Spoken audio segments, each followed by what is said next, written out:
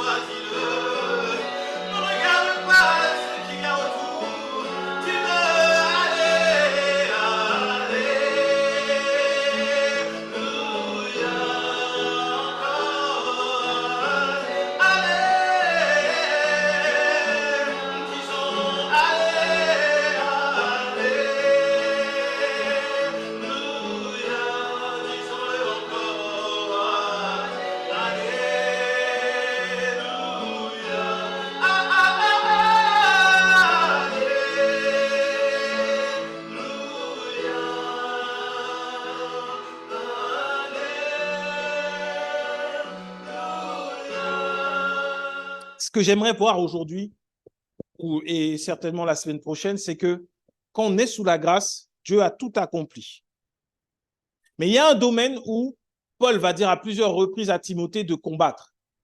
C'est celui de la foi. Il dit combat le bon combat, celui de la foi. Il lui dit j'ai achevé la course, j'ai combattu le bon combat, j'ai gardé la foi. Il ne parle pas de chasser des démons ou autre, il dit de la foi, il parle de la foi. Donc, dans la foi, il y a la dimension du combat. On doit se battre. Et j'ai beaucoup insisté sur le fait de se battre pour garder la parole de Dieu. Maintenant, on va voir également un autre aspect. Et donc, que nous soyons bien attentifs à ce que le Seigneur va dire aujourd'hui. On va regarder Romains 10, Romains chapitre 10, du verset 1er au verset 18. Romains chapitre 10, du verset 1er au verset 18. Dans ce passage, Paul, il parle des Juifs, parce que lui-même était juif, et il exprime le vœu de son cœur. Il veut également qu'ils soient sauvés. Et il dit, frère, le vœu de mon cœur et ma prière à Dieu pour eux, c'est qu'ils soient sauvés. Je leur rends témoignage qu'ils ont du zèle pour Dieu, mais sans intelligence, ne connaissant pas la justice de Dieu et cherchant à établir leur propre justice. Ils ne se sont pas soumis à la justice de Dieu, car Christ est la fin de la loi pour la justification de tous ceux qui croient. On va s'arrêter un instant. Ce n'est pas le message, mais c'est important ce que Paul dit là. Paul parle de ceux qui sont sous la loi. Il parle des Juifs. Les Juifs qui sont sous la loi. Ce sont ses frères. Donc, en parlant d'eux, il est en train de dire que le vœu de son cœur, c'est qu'ils soient sauvés. Ils ne le sont pas. Et ils ont pour Dieu, un zèle. Ils ont du zèle. Il faut reconnaître, on peut être sous la loi, quand ceux qui sont sous la loi ont du zèle, énormément de zèle pour Dieu. Ils sont prêts à faire beaucoup de choses parce qu'ils marchent par je fais et Dieu va me donner. Donc, ils font beaucoup de choses. Et par la prédication de la loi, également, on abuse également de ceux qui ont ce zèle-là. Parce qu'on leur dit de faire beaucoup de choses pour avoir quelque chose, quelques miettes de la part de Dieu, et ils ne les ont jamais. Pour avoir la paix, on te dit de jeûner. Pour avoir l'abondance, on te dit de donner tout ton argent. Pour avoir le repos, on te dit de veiller.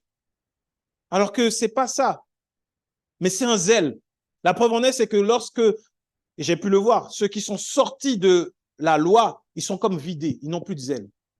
Ils ont du mal à retourner à l'église. Ils ont du mal à avancer. On leur a pris de l'énergie, ce zèle-là, qui était déployé sous la loi. Parce que sous la grâce, tu reçois. Et tu te sens un peu vidé. Et Paul dit bien que c'est du zèle, mais sans intelligence. Voilà ceux qui sont sous la loi. Ils ont du zèle sans intelligence. Ils vont te dire, mais toi, tu crois en la grâce de Dieu? Tu crois vraiment qu'en ne faisant rien, Dieu peut se déployer dans ta vie? Qu'en croyant seulement en Jésus, mais il faut jeûner, il faut prier, il faut lutter. La Bible ne dit-elle pas, c'est un zèle sans intelligence. L'intelligence, ce n'est pas nos capacités intellectuelles. C'est le manque de discernement de la volonté de Dieu et de reconnaître ce qui est de la volonté de Dieu. Et ils ne connaissent même pas la justice de Dieu. Ils veulent établir leur propre justice. Ça veut dire qu'ils veulent être justifiés par leurs œuvres, justifiés par ce que eux-mêmes ils font. On les voit. Aujourd'hui, j'ai ramené 5 personnes à l'église. J'ai une bénédiction multipliée par 5 qui arrive. Ça, c'est vraiment chercher sa propre justice. Tu n'es pas justifié devant Dieu parce que tu as ramené 5 personnes. On va voir ce que dit la Bible, l'apôtre Paul. Dans le verset 5, il dit, en effet, Moïse définit la justice qui vient de la loi. L'homme qui mettra ces choses en pratique vivra par elles. Mais voici comment parle la justice qui vient de la foi. Ne dis pas en ton cœur qui montera au ciel, c'est en faire descendre Christ. Ou qui descendra dans l'abîme, c'est faire remonter Christ d'entre les morts. Que dit-elle donc? La parole est près de toi, dans ta bouche et dans ton cœur. Or, la parole de la foi que nous prêchons, c'est la parole de la foi que nous prêchons. Si tu confesses de ta bouche le Seigneur Jésus, et si tu crois dans ton cœur que Dieu l'a ressuscité des morts, tu seras sauvé. Car c'est en croyant du cœur qu'on parvient à la justice, et c'est en confessant de la bouche qu'on parvient au salut. Selon ce que dit l'Écriture, quiconque croit en lui ne sera point confus. C'est important ce que dit Paul. La justice de la loi, c'est l'homme qui mettra ces choses en pratique, vivra par elles. C'est là où on te dit l'obéissance, l'obéissance, l'obéissance. L'obéissance vaut mieux que tous les sacrifices. Il faut obéir. Quand tu mets en pratique la parole, tu vivras selon les principes de la parole. Mais ça, c'est la loi. C'est la loi. La foi, elle dit plutôt, si tu crois dans ton cœur et que tu confesses de ta bouche Jésus-Christ, tu es sauvé, tu seras sauvé. Ça se passe au niveau du cœur. La loi ne s'occupe même pas de ton cœur. Tu peux avoir le cœur mauvais, le cœur noir, le cœur dur. Mais tant que tu obéis, tu vivras par ça. C'est ça la loi. Et c'est ce qu'on voit parfois malheureusement dans les églises. Des personnes, quand tu parles avec elles, elles sont méchantes. Mais beaucoup de monde les apprécie parce qu'il va faire beaucoup d'offrandes. Dès qu'il faut prier, ils vont aller prier. Dès qu'il faut faire un soutien, il faut aider. C'est les premiers à le faire, mais ils sont méchants à cause de la loi. Et ça, je l'ai vu. La personne a le cœur méchant. Tu te dis, mais pourquoi même tu viens prier pour la personne? C'était dur comme ça. Des gens qui sont... Et ça, j'étais toujours sidéré de voir des personnes qui étaient oppressées par des démons, des personnes qui souffraient dans leur âme ou même dans leur foyer, qui cherchaient des solutions. Et même moi, j'étais dur un peu comme ça à l'époque. Et tu dis à la personne, oui, mais toi aussi, tu ne pries pas, tu lis pas la Bible, tu viens pas à l'église, après tu veux que Dieu fasse quelque chose pour toi. Tu as cru que Dieu était à ton service. Ça, c'est de la méchanceté. C'est de la méchanceté. Tu n'es pas là pour prendre soin. Est-ce que Dieu lui-même a agi comme ça envers nous? Dieu n'a pas agi comme ça envers nous, mais nous, on se permet d'agir comme ça envers des enfants de Dieu, envers des âmes que Jésus-Christ veut sauver, envers des personnes pour qui Jésus-Christ est mort. On se permet d'agir comme Dieu lui-même n'a jamais agi envers nous-mêmes. Mais c'est terrible comme méchanceté. C'est juste horrible. Je ne sais pas, mais ce qui va le plus entre nous, Dieu est notre papa. Qu'est-ce qui énerve le plus un parent? C'est que quelqu'un agisse envers son enfant différemment de lui. Si un enfant fait une bêtise et que tu es habitué dans ta maison à réprimander, à t'asseoir, expliquer à l'enfant que ce n'est pas bien, tu vas être en colère le jour où l'enfant va faire une bêtise et quelqu'un va venir et va mettre une gifle à ton enfant. Tu vas dire, mais moi, ce n'est pas comme ça que je fais avec mon enfant. Tu te permets de poser la main sur mon enfant alors que moi, je ne l'ai jamais fait. Et nous sommes humains. Qu'est-ce que Dieu pense quand nous agissons avec méchanceté, dureté envers ces enfants qui ont besoin juste de paroles, d'amour et d'une main tendue? Est-ce que Dieu va dire, ah, c'est bien, tu as montré à quel point j'étais un Dieu redoutable, alors que Christ est mort pour que nous puissions connaître Dieu comme un Père? C'est lui qui dit, quand vous priez, dites notre Père. Même dans une même famille, entre frères et sœurs, si le grand frère ou la petite sœur se permet de frapper l'autre, alors que les parents ne le font pas, on va les réprimander parce qu'on n'accepte pas ça. À combien plus forte raison dans la famille de Christ? On ne peut pas agir comme ça. La loi te donne un cœur mauvais et un cœur dur, un cœur endurci, un cœur qui ne peut pas aimer. Tu ne veux pas, mais tu ne peux pas. Et c'est ce que décrit Paul. Il dit, les Juifs, ils ont essayé, ils ne peuvent pas. Alors que la foi, elle, s'intéresse au cœur. Parce que quand tu reçois Jésus-Christ dans ton cœur et que tu le confesses de ta bouche, tu as forcément changé.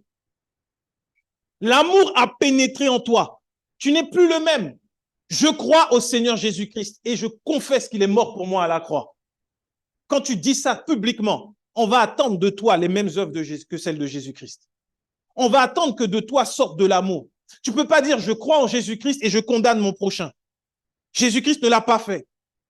Montre-moi devant qui Jésus est venu. Montre-moi un pécheur qu'on a mis devant Jésus et que Jésus-Christ a condamné. Même celui qui était condamné à la croix parce qu'il avait été voleur, reconnu voleur, attrapé comme voleur, jugé en tant que tel. Quand il a dit, Seigneur, je veux être dans ton royaume, il lui a dit, aujourd'hui même, tu seras avec moi. Il n'a rejeté et condamné personne. C'est ainsi que Dieu veut que nous soyons. Que nous ayons ce même amour. Parce que par là, nous sauvons beaucoup d'âmes. Par là, nous faisons que beaucoup découvrent qui est réellement Jésus-Christ. Nous avons cette responsabilité sur la terre à cause de notre foi de donner une bonne image de Christ. Et la bonne image de Christ est celle qui accepte tout le monde. Il va accepter le riche, le pauvre, le noir, le blanc. Il va accepter le menteur. Il va accepter le politicien. Il va accepter tout le monde. Tatoué, non tatoué, percé, pas percé. Cheveux rouges, jaunes, orange. Peu importe ton orientation. Aujourd'hui, les gens ont des questions sur les orientations sexuelles. Jésus, il accepte tout le monde. Il ne va pas dire, ah non, toi, non, Jésus veut que tout le monde vienne entendre la bonne nouvelle qui est en lui. Je suis mort pour que tu sois sauvé. Et celui qui reçoit ça est sauvé. Je crois en Jésus-Christ et je confesse maintenant de ma bouche qu'il est mort pour moi. C'est un pouvoir extraordinaire. Mais si on réalisait ça, parfois, il y a des situations devant lesquelles on n'est pas obligé de prier. Tu te tiens devant la situation et tu dis, je crois en Jésus-Christ. Il est mort pour moi à la croix et je le confesse. Cette situation ne vient pas de lui. Elle s'arrête maintenant. Juste ça. Tu affirmes ta foi en Jésus-Christ. Tu te tiens devant la situation. Tu parles. C'est ça, avoir la foi. C'est pas dire maintenant, je déclare le feu. Non, laisse le feu. Laisse-le. Toi, tu crois en Jésus-Christ. Moi, je crois en Jésus-Christ. J'avance par la foi et je confesse Jésus-Christ. Devant une situation. Voilà pourquoi il dit que quiconque croit en lui ne sera point confus. Tu crois en Jésus, tu ne peux pas être confus. Tu ne peux pas être dans la confusion. C'est impossible. C'est impossible. Et enfin, verset 12, il dit, il n'y a aucune différence entre le juif et le grec, puisqu'ils ont tous un même Seigneur qui est riche pour tous ceux qui l'invoquent. Car quiconque invoquera le nom du Seigneur sera sauvé. Comment donc invoqueront-ils celui en qui ils n'ont pas cru? Et comment croiront-ils en celui dont ils n'ont pas entendu parler? Et comment entendront-ils parler s'il n'y a personne qui prêche? Et comment y aura-t-il des prédicateurs s'ils ne sont pas envoyés? selon qu'il est écrit qu'ils sont beaux les pieds de ceux qui annoncent la paix, de ceux qui annoncent de bonnes nouvelles. Mais tous n'ont pas obéi à la bonne nouvelle. Aussi, Ésaïe dit-il, Seigneur, qui a cru à notre prédication? Ainsi, la foi vient de ce qu'on entend et ce qu'on entend vient de la parole de Christ. Mais je dis, n'ont-ils pas entendu? Au contraire, leur voix est allée par toute la terre et leur parole jusqu'aux extrémités du monde. C'est de là que ce passage vient. C'est pour ça que j'ai pris tout ce passage. Je voulais parler justement précisément du verset 17. Romains 10, 17 qui dit, ainsi, la foi vient de la parole. Ainsi, la foi vient de ce qu'on entend vient de la parole de Christ. C'est écrit Christ. Qu'on ne puisse pas dire que ça vient seulement de la parole de Dieu, ça vient de la parole de celui et du seul qui a été envoyé par Dieu pour nous sauver, de Christ. Ça veut dire loin. C'est lui qui a reçu l'onction pour sauver le monde entier. Et aujourd'hui, si l'Église, son corps, peut opérer, c'est sous l'onction de Christ et de personne d'autre. Il n'y a pas d'onction humaine, il n'y a pas d'onction de pasteur. C'est l'onction de Jésus-Christ qui opère encore, il n'est pas mort. Ça, je le précise, la parole de Christ est valable. S'il était mort, sa parole, on pourrait dire, c'est quelqu'un qui est mort, mais il est ressuscité. Et la Bible nous dit dans Hébreu qu'il est le souverain sacrificateur. Pour ceux qui aiment la loi, pour ceux qui aiment l'Ancien Testament, dans l'Ancien Testament, tant que le souverain sacrificateur était vivant, il ne pouvait pas y en avoir un autre. Et tant que c'était sur lui qui était l'onction, il ne pouvait pas avoir une onction sur un autre. C'est le principe que Jésus-Christ est venu accomplir la loi. Il n'est pas venu abolir. Il n'a pas dit que ça s'arrête. Il l'accomplit. Ça veut dire qu'aujourd'hui, en lui, toujours, tous les principes de la loi, ils ont été accomplis pour nous. Nous n'avons plus à avoir peur. Nous n'avons plus à obéir à la loi parce que lui, il est le souverain sacrificateur établi selon l'ordre de Melchisédek. Ça veut dire selon l'ordre directement de Dieu. Il n'est pas dans le sacerdoce d'Aaron. Ça veut dire qu'il n'est pas issu de la loi, mais il vient directement de la grâce de Dieu. Et un souverain sacrificateur présente les offrandes du peuple à Dieu. Ça veut dire que Jésus-Christ, et la Bible nous le dit, est encore à la droite du Père, il intercède pour nous, il présente nos prières, il présente nos vies, il présente ceux qui sont sauvés, il présente tout le temps l'Église devant le Père. L'onction repose donc sur lui seul. Donc les hommes qui disent « je suis oint, j'ai une onction, Dieu m'a mandaté, Dieu m'a donné », c'est un mensonge, c'est une mauvaise compréhension de la parole. Ils sont perdus. Et ma prière, c'est qu'ils se retrouvent. Dans l'Église, il y a l'onction, oui, mais c'est celle de Christ. Et celui qui est dans la parole de Christ, celui qui annonce la bonne nouvelle, il reste dans l'onction de Jésus-Christ. Il reconnaît que c'est Jésus qui agit, que c'est Jésus l'autorité, que c'est Jésus qui doit être honoré, personne d'autre. Voilà ce que fait celui qui parle de Jésus-Christ. Il ne prend et accepte aucun honneur. C'est Jésus-Christ seul. Et il met toujours la lumière sur Jésus. Et c'est ça la foi. Elle vient de la parole de Christ. On ne peut pas considérer une parole qui aura été donnée à un serviteur à côté de la parole du Fils lui-même en personne. Et c'est de là que vient la foi. Si ce que toi tu appelles la foi ne vient pas de la parole de Christ, tu as une croyance mais tu n'as pas la foi. Tu crois en quelque chose mais ce n'est pas la foi. N'appelle pas ça de la foi. Si tu crois qu'on te dit que quand tu vas dans la forêt à minuit, tu vas voir les fées, les libellules se transforment en fées. Et tu vas voir, il y a Clochette devant en premier. C'est pour ça qu'il y a eu Peter Pan. Ils ont vu Clochette, ils ont dit, ah, c'est pas mal. Non, mais si tu crois à ça, tu ne peux pas dire j'ai foi dans les fées. Dis, j'ai une croyance. Je crois que les fées existent. Et moi-même aussi, je suis une fée. Si tu veux. Mais moi, je crois que Jésus-Christ est mort pour moi et qu'il m'a dit d'aimer mon prochain comme moi-même. Et il m'a dit que si je crois en lui, je serai sauvé. Non seulement moi, mais ma famille également. Ma foi repose sur la parole de Christ. Moi, j'ai la foi. Aujourd'hui, le monde dit que ceux qui ont des religions, ils sont dans la foi. Ce n'est pas la foi. Il y a la religion. La foi, c'est celui qui proclame la parole de Christ, peu importe le nom qu'on lui donne, peu importe la dénomination. Celui qui me parle de la parole de Christ et qui s'attache à la parole de Christ, c'est mon frère dans la foi. Peu importe, il peut être où il veut, mais dès lors qu'il croit en Christ, en Jésus, là, on se retrouve parce qu'il a la foi. Il croit aux paroles de Jésus-Christ. Il a la foi. Il a délaissé la loi. C'est celui qui invoque le nom du Seigneur qui est sauvé. C'est ça la foi. Non, j'étais dans l'introduction. Ce sera peut-être en 2 dimanches. Mais c'est important de reposer ce contexte parce que Dieu nous a parlé de la foi. Et notre foi doit reposer sur Christ. Elle est utile dans plusieurs domaines et nous devons maintenant rentrer dans le combat de la foi. On reçoit. Maintenant, il est temps d'entrer dans le combat de la foi. Et comme on vient de voir, la foi vient de la parole de Christ. On est d'accord, oui ou non? D'accord. Maintenant, on va voir comment la foi se découpe dans nos vies. Regardons. Éphésiens 6, 10 à 18. Moi, je prends la version du semeur parce qu'elle est explicite. Si tu as la version du semeur, prends-la. Éphésiens 6, 10, 18. Éphésiens, chapitre 6, le verset 10 au verset 18. Et ça donne quoi en anglais? Il faut s'entraîner parce que bientôt, on va faire les traductions en anglais. Il y en a une qui avait rigolé comme ça quand on lui avait dit qu'elle était enceinte et puis quand c'est arrivé, finalement, elle a appelé l'enfant Isaac. Parce que bientôt. Éphésiens 6, du verset 10 au verset 18, nous dit, pour conclure, c'est Paul qui parle aux Éphésiens. Je remets un peu de contexte. Je suis un prédicateur contextuel. J'aime toujours donner le contexte pour qu'on comprenne pourquoi ça aussi, ça a été dit. Éphésiens, dans la Bible, si vous regardez le Nouveau Testament, dans les évangiles, Éphésiens est le livre où Paul a le plus, entre guillemets, a le plus de profondeur dans l'évangile. Et il parle à un peuple également qui marche dans la foi.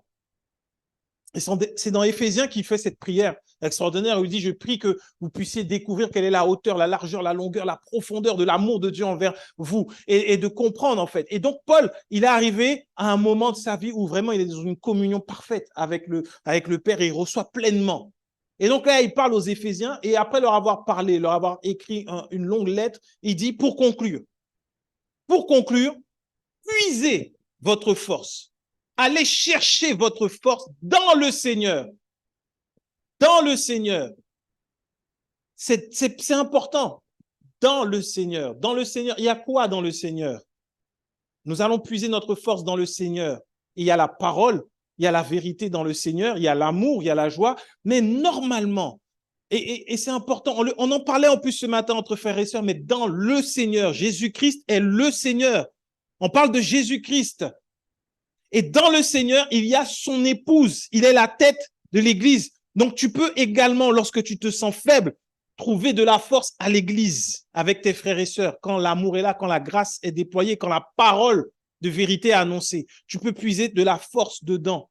Tu peux te puiser dans le fait de se retrouver tous ensemble. Ça fait du bien parfois, plutôt que d'être seul, d'être éloigné. Donc, de puiser notre force dans le Seigneur et sa grande puissance. Aujourd'hui, la grande puissance de Dieu se déploie par son Église, par son épouse.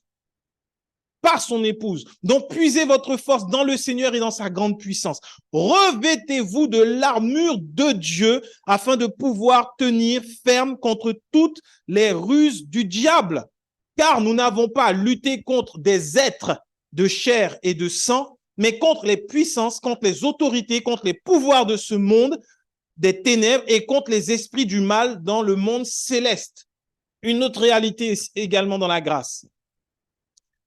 On prend notre force dans le Seigneur. Et on ne lutte pas contre les hommes.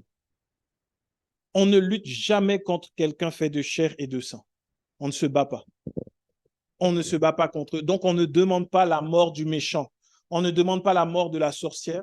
On ne demande pas la mort de sa belle-mère, de son beau-frère, de son tonton, de son cousin qui fait de la sorcellerie. On ne fait pas ça.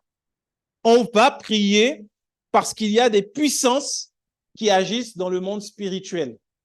Mais il nous faut bien comprendre que là, Paul parle du combat spirituel, mais il ne parle pas du combat spirituel que moi-même j'ai mené pendant des années qui n'a servi à rien. Mais il parle du combat spirituel de la nouvelle naissance, de ceux qui sont en Christ, de ceux qui doivent tenir ferme, résister. Et donc, dans le combat spirituel, tu ne réclames pas la victoire ni la libération. C'est différent. Il faut faire attention à cette nuance. On ne demande pas la victoire. On ne demande pas la libération. C'est une erreur de venir et de dire maintenant, toi, tu la libères. Est-ce qu'on se rend compte de ce qu'on dit?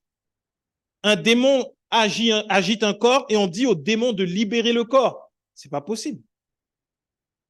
Esprit des eaux, libère. Il ne peut pas. Il est là que pour emprisonner. Libère, libère. Et les gens sont en train de souffrir. Ça ne marche pas. Le seul qui libère, c'est Jésus. Le seul qui a la capacité et l'autorité pour libérer et qui a déjà libéré, c'est Jésus. Donc, quand tu as une situation où tu vois que ce n'est pas naturel, que c'est spirituel, tu parles non pas comme cherchant à avoir la victoire, mais comme ayant la victoire. C'est différent. Ça arrive. Des fois, dans la nuit, tu peux être dérangé par un mauvais rêve ou une sensation bizarre. Tu te lèves, tu ne dis pas maintenant, je déclare et je proclame, maintenant, je récupère. Non, tu avais perdu. À quel moment tu as perdu? À quel moment Jésus a perdu la grâce? À quel moment Jésus a perdu l'autorité? Aucun moment.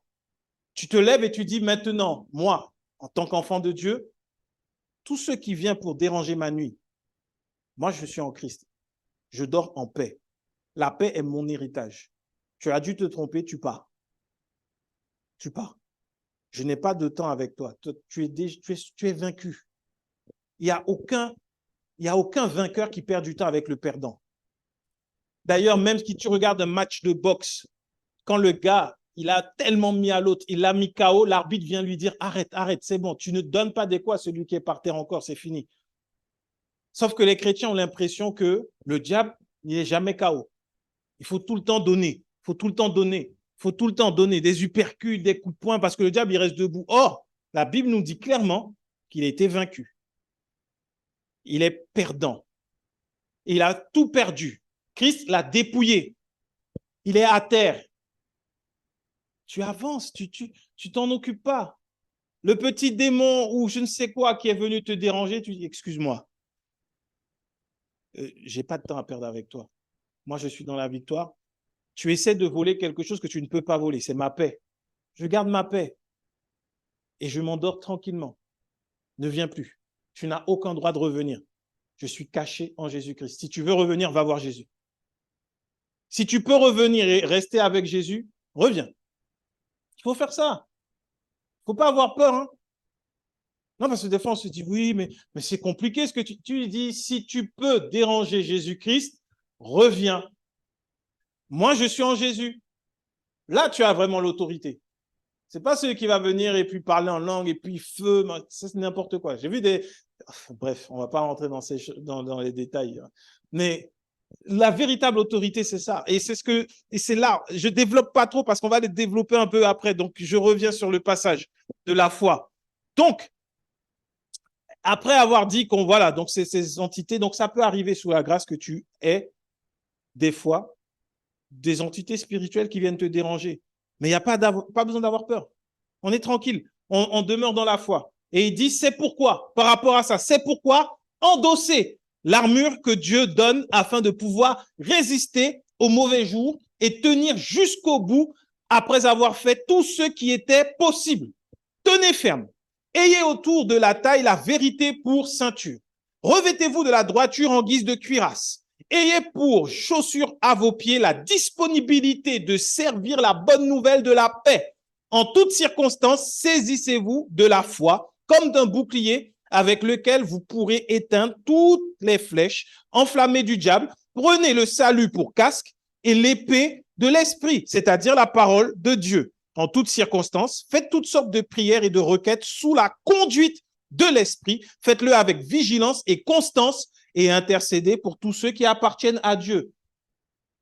On voit un détail d'une armure et Paul dit de l'endosser, de la revêtir, de la voir. Me dire, mais comment tu fais? À un moment, dans mon ignorance, tous les matins, je me levais, je priais. Bientôt le matin, je disais, maintenant, je revais l'armure de Christ. Je mets la cuirasse. Et puis, il fallait mettre dans l'ordre parce que tu ne t'habilles pas en désordre. Tu ne mets pas tes chaussures avant de mettre ta ceinture. Ou des fois, tu peux. Et tu ne mets pas tes chaussures avant de mettre, enfin bref, ton pantalon. Plein de trucs, quoi. Donc, je te levais le matin, je dis maintenant, je mets le casque sur ma tête. Je prie, je déclare que j'ai le casque. J'ai la cuirasse maintenant. Je mets la ceinture par-dessus. Je mets l'épée. Je mets les chaussures. Et puis, je prends le bouclier pour finir. En fait, tu ne peux pas faire ça tous les jours. On va être honnête, j'ai fait ça quelques temps, ou d'un moment, des matins, tu es fatigué. Tu ne peux pas faire ça tous les jours. Mais est-ce que tu peux vivre par la foi tous les jours? Est-ce que tu peux marcher par la foi tous les jours? Oui. Et on a vu avant que la foi vient de la parole de Christ. On est d'accord? Donc, on revoit encore cette armure. L'armure pour tenir, tenez donc ferme à la taille, la vérité pour ceinture. C'est quoi la vérité? C'est la parole de Christ. D'accord. Après, à la taille, la vérité pour ceinture, la droiture en guise de cuirasse, ou la justice selon la version Louis II. La justice, c'est quoi? La justice de Dieu, mais elle est où? Où c'est qui la justice? C'est Christ, c'est Jésus la justice. Et Jésus, la Bible nous dit dans le livre de Jean qu'il est la parole faite chair. Donc on revient encore à la parole, oui ou non? Donc ça fait que la ceinture, c'est la parole, la cuirasse, c'est la parole. Après, on nous dit la droiture en guise de cuirasse, ayez pour chaussure à vos pieds la disponibilité à servir la bonne nouvelle de la paix. C'est quoi la bonne nouvelle encore? C'est la parole de Christ. Donc, ou la version Louis II, ayez à vos pieds les chaussures que donne le zèle de l'évangile. En fait, c'est la disponibilité à annoncer la bonne nouvelle. Donc, on est encore avec la parole. OK. Après, il dit en toutes circonstances, saisissez-vous de la foi comme d'un bouclier. La foi, elle vient d'où? Encore de la parole. Et après, avec ça, tu vas pouvoir éteindre tous les traits enflammés du diable. Et ensuite, il dit, prenez le salut pour casque. Où tu reçois le salut? C'est quoi le salut? C'est qui? Comment on reçoit le salut? Par Jésus-Christ. On est sauvé par Jésus qui est également la parole. Et donc, quand on regarde l'épée de l'esprit, et là, on n'a même pas besoin de réfléchir, il dit, c'est-à-dire la parole de Dieu. Donc, ce qui veut dire que celui qui a la foi a endossé l'armure du chrétien. C'est celui qui a la foi. La foi qui vient de la parole de Christ, rien d'autre. Quand tu as la foi, dans le monde spirituel, tu es habillé comme ça. Tu n'as pas besoin de faire de combat, de jeûner. Non, dès que tu as la foi sur la parole de Christ, dès que tu reposes sur ça, tu es revêtu avec le casque du salut, tu es en armure. Et tu n'as pas besoin de te lever tout le matin pour dire « je suis revêtu ». C'est comme si je suis habillé et tous les matins, je dis « bon, ben, je suis habillé, je sors ». Non, ça ne sert à rien. Il n'y a personne qui va arriver devant quelqu'un pour dire « bon, maintenant, est-ce que tu vois que je suis habillé ?» Mais on voit que tu es habillé ou pas. Ce qui choque, c'est quand au loin, on voit des personnes qui sont nues. Là, c'est dangereux dans la rue. On se dit « ah, lui, c'est peut-être un fou ». Ou lui, c'est compliqué. Et encore, à plus forte raison, si tu es sur un champ de bataille, tu vois un soldat qui n'a aucune protection, tu dis, mais ce soldat-là, ce matin, il a décidé de mourir. Il n'a aucune protection. Là, notre protection au quotidien face aux ruses du diable, pour éteindre les traits enflammés du malin, pour résister aux mauvais jours, c'est la foi. La foi comme une ceinture, la foi comme un casque, la foi comme des chaussures, la foi comme un bouclier, comme une épée. Parce que quand tu parles par la foi, tu utilises l'épée de l'esprit parce que c'est poussé par l'esprit. La Bible dit, ensuite, il dit, faites en toutes sortes de prières et de requêtes sous la conduite de l'esprit. Il y en a qui disent, oui, prie en langue tout le temps, tout le temps, tout le temps. Il faut prier en langue. Tu te fortifies. Mais en fait, pour continuer en toutes circonstances, c'est sous la conduite de l'esprit. Et ça peut être par l'intelligence. Parce que l'esprit te dit, maintenant, prie pour cette personne. Et la personne est là, tu ne vas pas ouvrir la bouche et juste prier en langue. Il y a des choses que tu dois dire et ça doit être l'esprit qui fait ça sortir de toi. Et ce qui va sortir doit reposer sur la foi. Ça doit être des paroles de foi. Sinon, sans la foi, il ne va rien se passer. Il ne va rien se passer. Voilà comment tu avances tous les jours dans comment on dit ça encore? Dans le champ de bataille. J'ai avec le mot en anglais en tête. Je ne sais pas pourquoi d'ailleurs. Donc, tu avances tous les jours comme ça, par la foi. Donc, tous les matins, tu dois t'assurer d'une chose, d'avoir foi en Jésus-Christ. Rien d'autre. Ce matin, est-ce que je crois qu'il est mort pour moi? Est-ce que je crois qu'il a tout fait pour moi? Si tu le crois, une prière puissante que tu peux faire tous les matins qui va te prendre 10 secondes. Je me lève. Seigneur, je te rends grâce parce que je crois au Jésus-Christ et je confesse qu'il est mort à la croix pour moi. Et tu sors comme ça. 10 secondes. Alors, celui qui veut me dire, je n'ai pas le temps de prier le matin, c'est que tu ne sais pas quelle est la puissance des prières courtes. Quand Lazare, qui était mort, a dû être ressuscité, il a dit, Lazare, lève-toi. D'ailleurs, cherchez dans la Bible la prière la plus longue de Jésus, c'était celle qu'il a faite avant d'aller à la croix pour ses disciples. Mais face aux démons, face aux maladies, c'était rapide. Seigneur, guéris-moi. Je le veux. Oh, guéris. Donc, le matin, quand tu fais une prière rapide, courte comme ça, ne dis pas, ah non, c'est parce que tu n'as pas le temps. Non, tu as le temps. Tu as le temps de le faire. Je crois que Jésus-Christ est mort pour moi. Et je confesse qu'à la croix, il a pris tous mes péchés. Ta journée est couverte. Ta journée est couverte. Ton armure est nickel, impeccable sur toi. Juste ça. Et tu brilles. Tu brilleras au milieu des ténèbres. Et ça, c'est ce qu'on appelle régner. Dieu veut que l'on puisse régner par Jésus-Christ sur la terre. C'est ça, le combat. Quand tu rentres dans le combat de la foi, c'est régner par Jésus-Christ. Et on va regarder ensemble Romains chapitre 5 du verset 12 au verset 21. On va comprendre. Là, aujourd'hui, quand tu sors, tu règnes dans cette vie avec Jésus-Christ. Tu règnes. Quelle que soit la situation, tu règnes. Romains 5 du chapitre 12 au verset 21. Romains chapitre 5 du verset 12 au verset 21. 5, 12, 21. Ce n'est pas les chiffres du loto, c'est beaucoup plus puissant. Tu ressors de là encore plus, ni celui du tiercé, comme il y en a que 3, donc ce n'est pas le tiercé. Là, c'est le tiercé gagnant. Tu sors, tu gagnes. Tu sors encore plus riche que quand tu es arrivé ici. Tu es déjà riche. Donc, Romains 5, 12, 21. Ne va pas jouer et dire j'ai reçu ça à l'église, qu'il fallait jouer au tiercé 5, 12, 21. Non, ça ne marche pas. Là, tu gagnes. Il ne faut pas faire ça. Les jeunes, il ne faut pas faire ça. Mais au moins, tu retiendras. Romains 5, 12, 21. Voilà un moyen pour retenir les versets dans la Bible.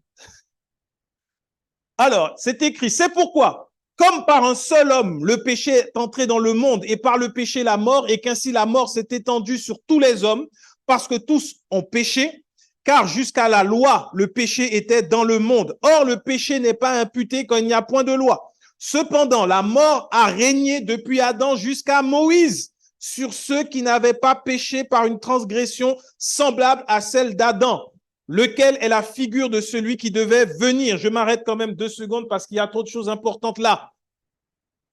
La mort a régné sur la terre, dans le monde, avec la loi. Et depuis Adam jusqu'à Moïse, fais attention si dans ton église, ton pasteur te dit qu'il est Moïse sur ta vie. Fuis parce que la mort va venir te trouver. C'est pas moi qui l'invente. On vient de lire. Le tiercé, 5, 12, 21.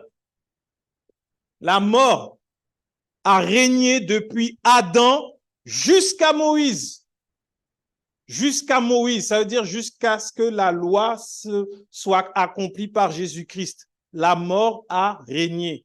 C'est ça qu'on dit Moïse. On parle de tous ceux qui sont sous la loi. Et là, je parle à Internet parce qu'ici, par la grâce de Dieu, on est dans la grâce. De grâce, laisse les Moïse de ta vie, viens trouver Jésus. Tu vas vivre. Amen. Donc, on reprend le verset 15 qui dit « Mais il n'en est pas du don gratuit, comme de l'offense. Car si par l'offense d'un seul, il en est beaucoup qui sont morts, à plus forte raison, la grâce de Dieu et le don de la grâce venant d'un seul homme, Jésus-Christ, ont-ils été abondamment répandus sur beaucoup. Et il n'en est pas du don comme de ce qui est arrivé par un seul qui a péché. Car c'est après une seule offense que le jugement est devenu condamnation. Tandis que le don gratuit devient justification après plusieurs offenses. Si par l'offense d'un seul, la mort a régné par lui seul, à plus forte raison, ceux qui reçoivent l'abondance de la grâce et du don de la justice régneront dans la vie par Jésus-Christ, lui seul. Ainsi donc, comme par une seule offense, la condamnation a atteint tous les hommes, de même, par un seul acte de justice, la justification qui donne la vie s'étend à tous les hommes. Car comme par la désobéissance d'un seul homme, beaucoup ont été rendus pécheurs, de même par l'obéissance d'un seul, beaucoup seront rendus justes. Or, la loi est intervenue pour que l'offense abondât. Mais là où le péché a abondé, la grâce a surabondé, afin que, comme le péché a régné par la mort, ainsi la grâce régna par la justice pour la vie éternelle par Jésus-Christ notre Seigneur. Amen. Il n'y a même pas besoin d'explication normalement. Tout est écrit, tout est dit. Mais on va quand même expliquer un peu. Oui, je justifie le salaire devant mon employeur, c'est Dieu. C'est Jésus-Christ. On a mandaté quand même pour parler un peu. Et il récompense bien. Donc, on fait le travail. À cause d'Adam, la mort a régné sur tous les hommes. Tu naissais, tu n'avais rien fait. Juste, tu commençais dans le monde, tu pleures. Tu as ta première respiration, un pécheur est arrivé sur terre. S'il y avait un compteur juste pécheur, à chaque naissance d'Adam jusqu'à la loi, un nouveau pécheur sur la terre. Un nouveau pécheur sur la terre. Un nouveau pécheur. Aucune justification. Sans avoir rien fait. C'est quand même grave. Tu n'as rien fait, mais tu es coupable. Alors qu'en Christ, on a fait tous les péchés qu'on voulait. On a fait le mal qu'on voulait.